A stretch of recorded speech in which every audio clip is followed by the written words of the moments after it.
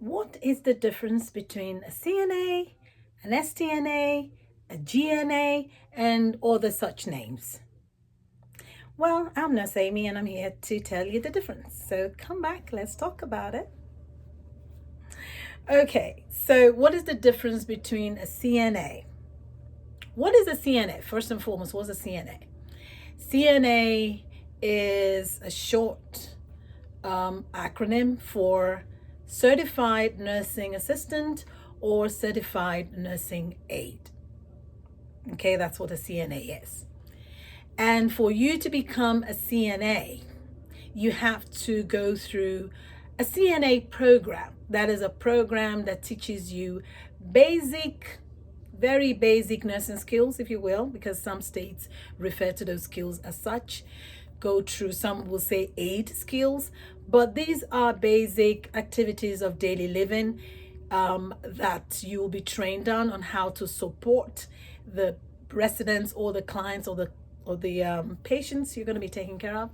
So you go through a program that teaches you that teaches you how to control infection, how to communicate respect and dignity and autonomy, how to make transfers, like when you transfer, again, those are the basic skills, basic nursing skills.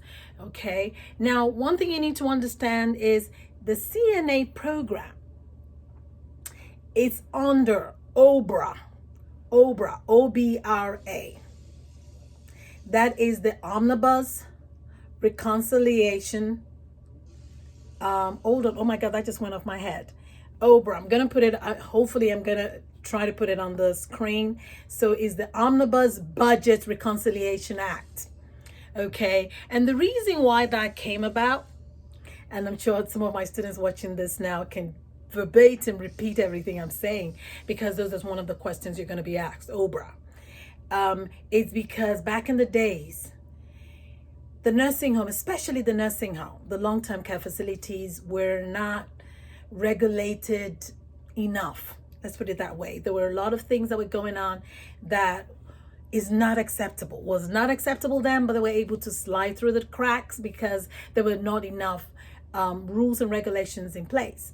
However, in 1987, OPRA came to being. And so OPRA took over the training of its personnel, especially the certified nursing assistants. So take note of that, because those are things you're going to be asked in your knowledge tests. They're always going to ask you about OPRA. And under this OPRA, under this umbrella of OPRA, you have NATCEP.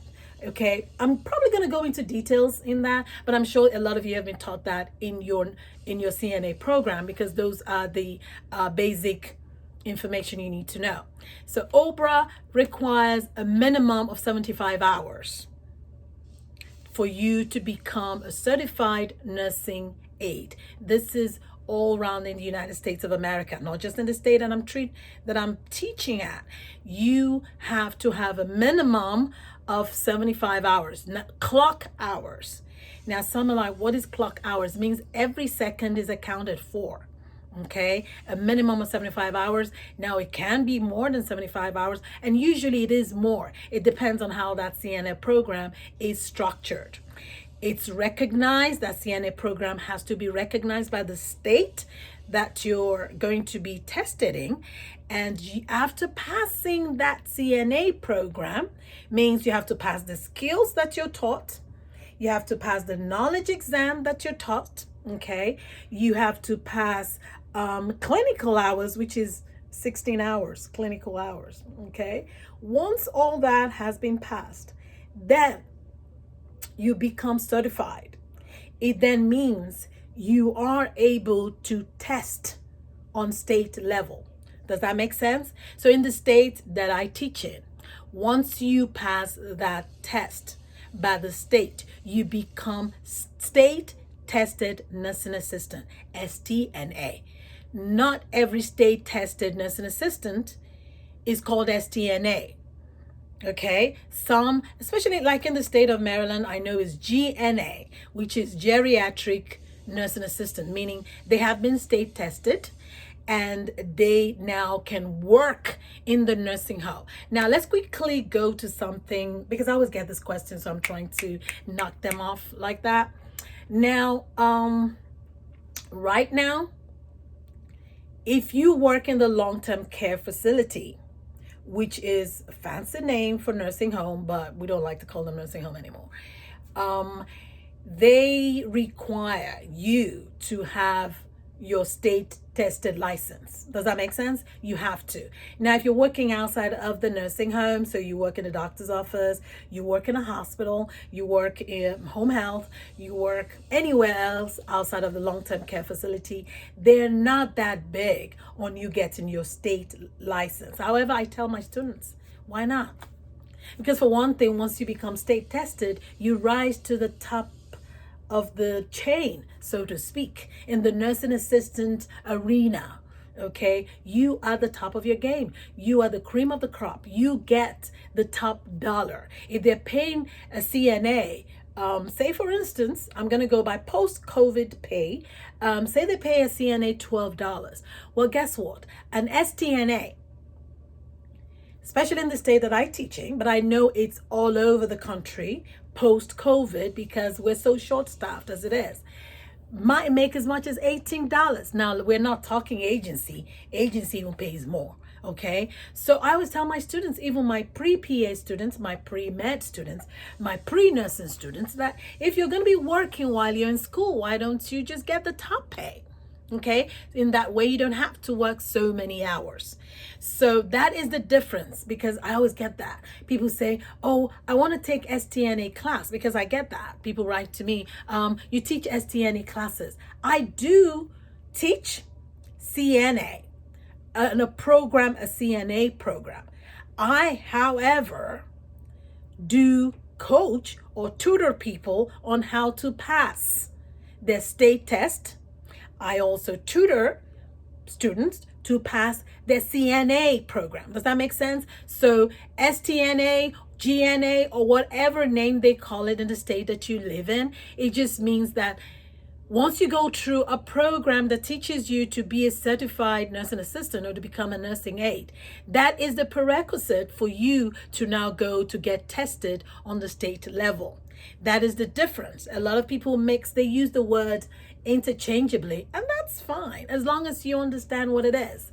For you to be state tested, you need to have gone through a program, a CNA program that is recognized by the state in which you live in, and only after that can you go ahead and state test.